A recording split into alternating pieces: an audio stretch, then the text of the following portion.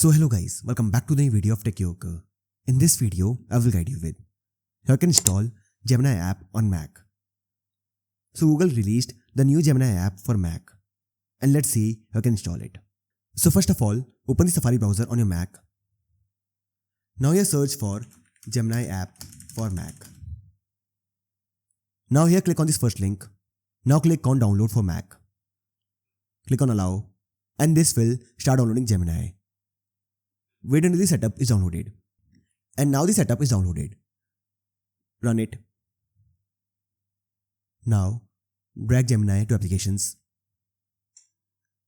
And this will install it. Close the window. Now press Command plus spacebar key on your keyboard. And this will open Spotlight search. Here search for Gemini.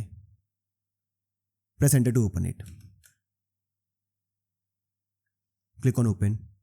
Now here click on sign in. After this, sign into your account. Now click on use Gemini. And now you can use Gemini on your Mac. So this how you can install Gemini app on Mac. So I hope you find this video useful.